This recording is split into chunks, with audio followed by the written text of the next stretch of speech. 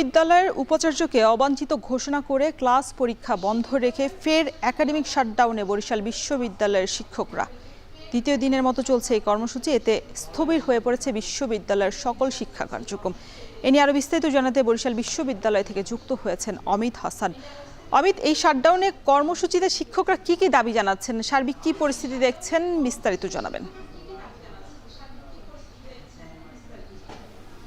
রওশন, একটু জানিয়ে রাখি প্রথমেই যে পদোন্নতি সহ নানা সংকট নিরসনে বেশ কিছুদিন ধরেই বরিশাল বিশ্ববিদ্যালয়ের যারা শিক্ষকরা রয়েছেন তারা কিন্তু আন্দোলন করছেন এবং তারা প্রথম পর্যায়ে শুধুমাত্র আন্দোলন করছিলেন, তারপরে কমপ্লিট শাটডাউন ঘোষণা করেছিলেন, তারপরে অসহযোগ আন্দোলনেরও ডাক দিয়েছিলেন।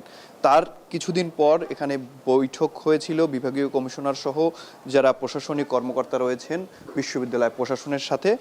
তখন বলা হয়েছিল যে সিন্ডিকেট সবার মাধ্যমে এটি সমাধান করা হবে, তবে সিন্ডিকেট সভা হলেও শিক্ষকরা বলছেন তাদের যে সমস্যা রয়েছে সেগুলো সংকট হয়নি, বরঞ্চ সেগুলো নিয়ে শঙ্কা তৈরি হয়েছে, যে কারণে তারা কিন্তু আবারও এই শাটডাউন কর্মসূচি দিয়েছেন। পাশাপাশি তারা বিশ্ববিদ্যালয়ের যিনি উপাচার্য রয়েছেন তাকে ক্যাম্পাসে অবাঞ্ছিত ঘোষণা করেছেন এবং তারা আরও একটি ঘোষণা দিয়েছেন যে সকল ডিপার্টমেন্টের যারা চেয়ারম্যান রয়েছেন, ডিন রয়েছেন, প্রক্টর, প্রভোস্ট, হলগুলোর যারা প্রতিনিধি রয়েছেন সবাই কিন্তু একযোগে কিন্তু এই যে পদত্যাগ করবেন এমন একটি ঘোষণা তারা দিয়েছেন। তবে এখন পর্যন্ত সেটি কার্যকর হয়নি কিংবা কাগজ কলমে আসেনি। তো একটু জানিয়ে রাখি যে বরিশাল বিশ্ববিদ্যালয়ে শিক্ষক সংকট, একাডেমিক কাঠামো সহ নানা ধরনের সংকট রয়েছে। সেই সংকটগুলো কিন্তু দীর্ঘদিন ধরে পড়ে আছে। শিক্ষকরা বলছেন গত 2 বছর ধরে তারা কোনো পদোন্নতি পাচ্ছেন না, তাদের যোগ্যতা থাকলেও সেই পদোন্নতি থেকে তাদেরকে বাধা দেওয়া হচ্ছে কিংবা দেয়া হচ্ছে না, যে কারণে কিন্তু তারা বাধ্য হয়ে এই আন্দোলনে এসেছেন। এবং একটু জানিয়ে রাখি যে বরিশাল বিশ্ববিদ্যালয়ের ক্লাসরুমগুলো কিন্তু এখন পুরোপুরি ফাঁকা।